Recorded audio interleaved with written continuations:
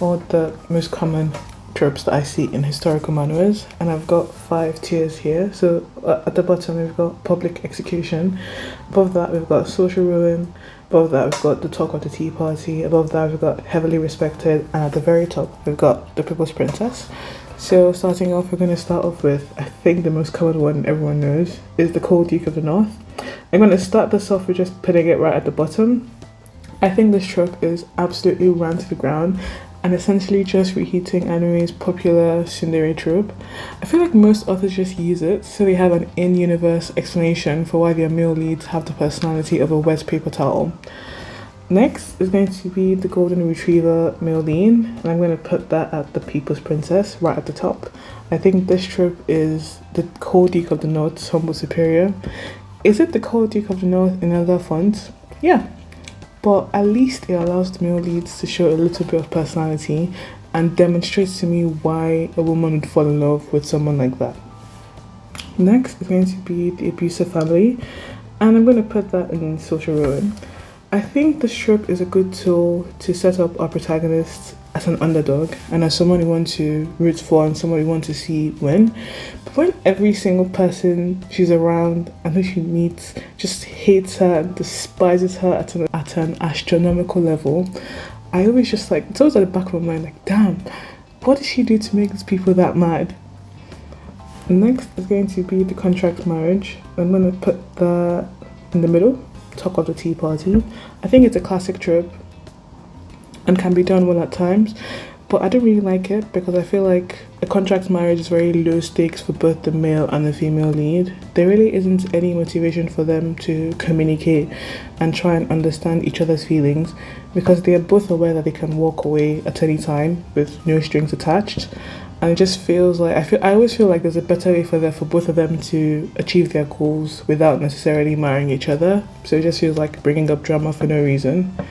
Next is going to be the ballroom humiliation trope. I'm going to put that on heavily respected. This one's high solely because of how much it gets my blood pumping and gets me excited whenever I'm reading it. Because there's very few things more satisfying than seeing an entire room target a single person and humiliate them, only for that person to turn it around and just come out on top in essentially a 1v100. I'm calling it ballroom, but this also includes things like the court trials, meetings, and battlefields. Next is going to be the why is the plot changing? And I'm going to put that at the bottom. Just thinking about it just gets me irritated because a lot of these female leads act like they've never heard of the butterfly effect in their life, because a lot of them also like explicitly state that their goal is to change the negative fate that their character is destined for, yet they have the audacity to be surprised when things surrounding their fates change. Like, isn't that your original goal? But anyways, next is going to be the arranged marriage. I'm going to put that on the top, people's princess. I think this is an amazing trope because unlike marriages of convenience and contract marriages, I think both parties have much more of an incentive to stick together and make it work, because usually at least one party has feelings for the other, and they're usually outside circumstances or forces that make their relationship worth having, like politics and protection. It's going to be the female lead escaping arc and the male lead chasing her. I'm going to put that in social ruin because I just think it's really boring. Don't get me wrong, it's absolutely better than having the protagonist just stay and silently endure abuse until she eventually develops Stockholm syndrome. But the problem is that very few stories can like hit the very sweet spot of like pacing it properly. In some stories, she barely has freedom for like a chapter before the male lead drags her back. But some like drag it out for like almost half of the entire story, and it's really hard to enjoy 50 chapters of the protagonist enjoying her freedom when I just know it's a matter of time until the male lead finds her and drags her back to suffering. Next is going to be the Tea Party social warfare. I'm going to put that in heavily respected. I love it, I love it, I love it. I just enjoy seeing how seemingly harmless phrases can be an insult once you get to know the surrounding context. I also really enjoy this trope because I feel like it creates a tool of power exclusive to women in a time where their rights were heavily restricted. So in a lot of historical manuals, you see major conflicts in the fictional kingdom be started or resolved through a simple conversation at one of these parties, and it's a setting where female leads usually gain allies and establish themselves as a force to be reckoned with. Next is going to be the Taming the Tyrant trope. I'm going to put that in the middle because it's like so and so. It can be done really well and it can also be done really badly. One thing that does distinguish a bad execution of the trope from a good one is the power dynamic that is established between the female lead and the male lead. If the male lead was intentionally or unintentionally groomed as a child by the female lead, it's a little hard to swallow and like.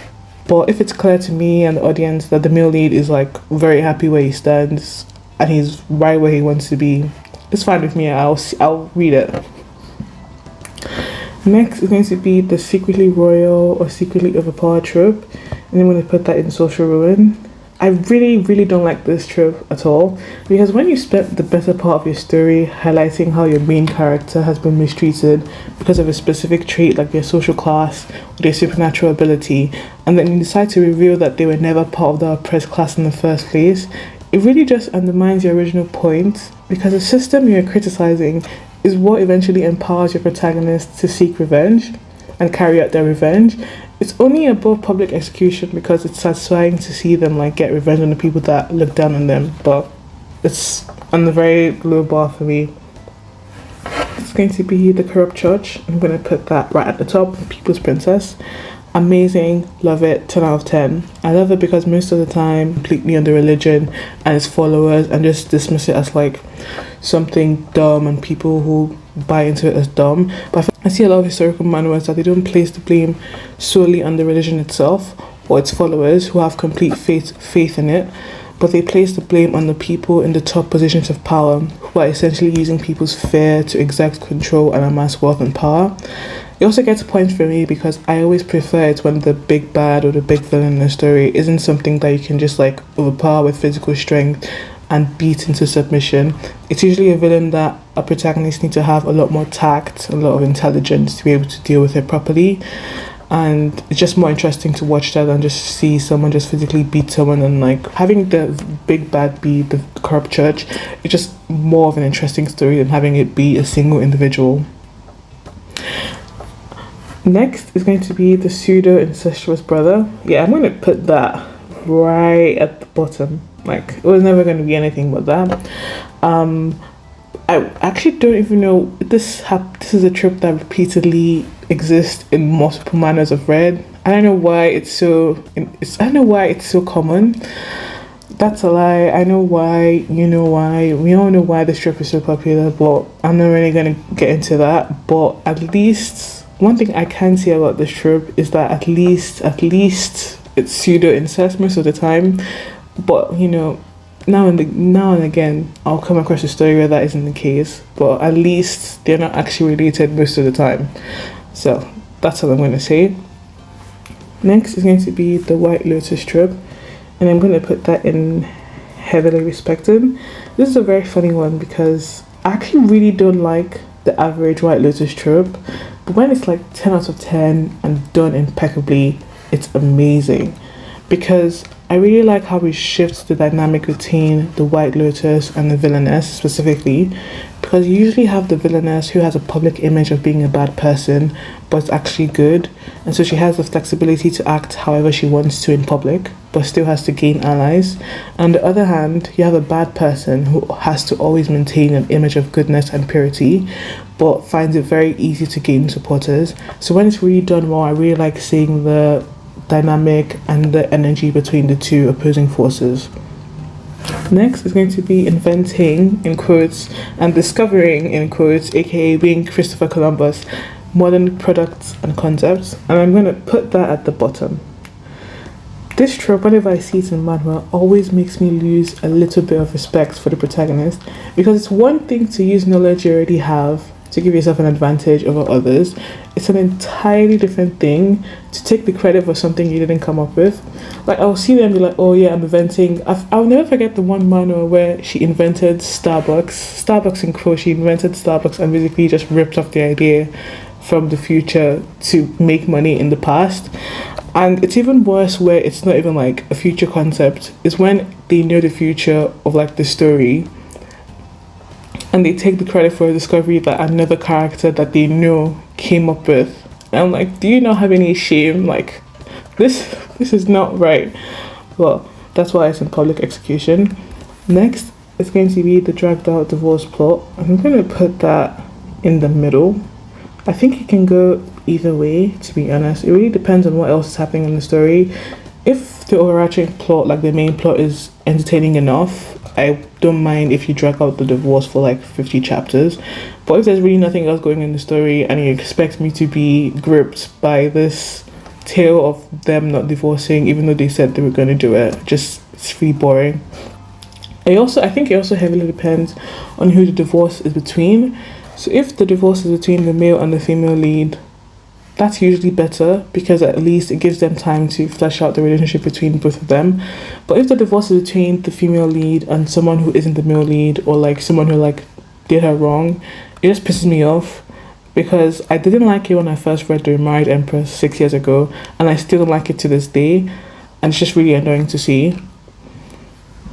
Next is going to be the she's interesting trope, and I'm going to put that in social rowing. This is horrible. I really hate it. This is just the she's not like the other girls type thing all over again. Especially when the comment is made to the most basic thing, like the female lead not falling in love at first sight. And I'm like, if this is the most interesting thing you can say about the female lead, I don't really respect your story. But anyways. And finally, it's going to be the female lead running away with the secret child of the male lead. I'm going to put that in heavily respected. I think it's better than just like running away because there's a lot more at stake, because there's always, I think the reason why they always run away with the child is because they don't want to get into succession wars. And I think it's really interesting how they have to juggle that fear with also the fear of the child being assassinated, and I think that's a very good conflict for the female lead to have. And I also like how in a lot of stories they have the child play a role in getting two parents back together. And that's it. That's all the historical manhwas tropes that I could think of ranked.